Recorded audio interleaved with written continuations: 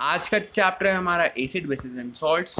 तो एसिड के बारे में बात करते हैं। तो एसिड जनरली सॉर इन टेस्ट होता है और एक्वस सॉल्यूशन में वो H प्लस आयन देगा, ठीक। और वो H प्लस आयन एक्चुअली हमारा स्टेबल रहता है, तो वो H2 के साथ कंबाइन करके हाइड्रोनियम आयन यानी H3O आयन बना देता है, ठीक। और ये कोरोसिव इन नेचर होता है। अब एसिड के हमारे दो टाइप हैं, अ स्ट्रॉन्ग एसिड और वीक एसिड। अ स्ट्रॉन्ग का example HCl H2SO4, weak example acidic, oxalic और जो भी आपके एडिबल एसिड जैसे जितने भी रहते हैं, लेमन जूस, ये सब आपके इसी में आए, ठीक। और उसके बाद फिर ये स्ट्रॉन्ग क्यों है, क्योंकि ये ऑलमोस्ट कंप्लीटली डिसोसिएट कर जाता है और वीक में आपका डिसोसिएट पार्शियली करेगा।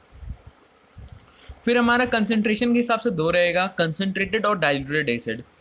कंसंट्रेटेड में हमारा जो एसिड का परसेंटेज है सॉल्यूशन में वो ज़्यादा रहेगा और वाटर का कम रहेगा, और वाइस वर्सा आपका रहेगा उल्टा एग्जाम डाइल्यूटेड में, मतलब पानी ज़्यादा है और एसिड कम।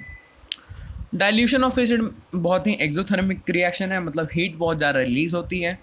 तो हम हमेशा क्या करते हैं कि पानी में एसिड को ड्रॉप बाय ड्रॉप डालेंगे, ना कि एसिड में पानी डालेंगे। अगर एसिड में पानी डालते हैं तो स्प्लैश होगा और कोरोसिव पूरा होता है, तो हमें वो हार्म कर सकता है, ओके। अब हम आते हैं बेसिस पे। तो बेसिस हमारा बिटर इन टेस्ट होता है जनरली जैसे आप देख सकते हो कॉफ़ी, ये एसिडिक इन नेचर होता है, तो कभी कभी अलग भी हो सकता है। और फील इसका सोपी होता है, और एक्वस सॉल्यूशन में ये OH माइनस आयन प्रोड्यूस करेगा। और स्ट्रॉन्ग बेस में आपका आ जाएगा NaOH और KOH, वीक में आ जाएगा NH4OH। अल्कलीज आपका वैसे बेसिस हो गए जो कि सॉल्यूबल रहेंगे वाटर में, ओके।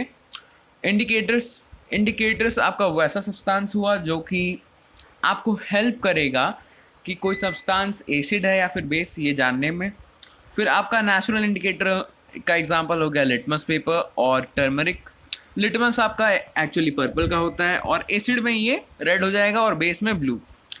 टर्मरिक आपका येलो होता है और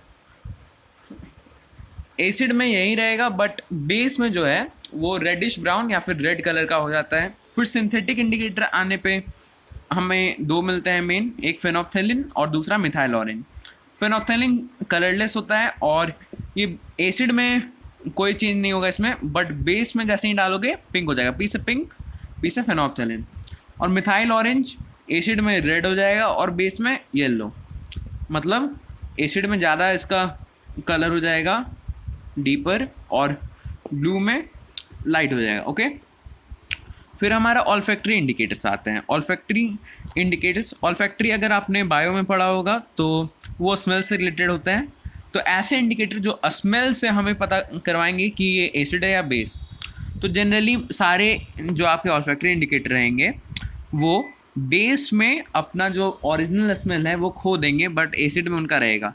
एग्जाम्पल अनियन हो गया, वनीला एसेंस हो गया, फिर क्लोव ऑयल भी रहता है आपका। जैसे आप ऐसे याद कर सकते हो, होटल में जब आप जाते हो तो विनेगर वाले अनियन खाते हो तो उसमें स्मेल आएगी। तो एसिड में हमेशा आपका ऑल्फैक्टरी इंडिकेटर में रहेगा। Thank you.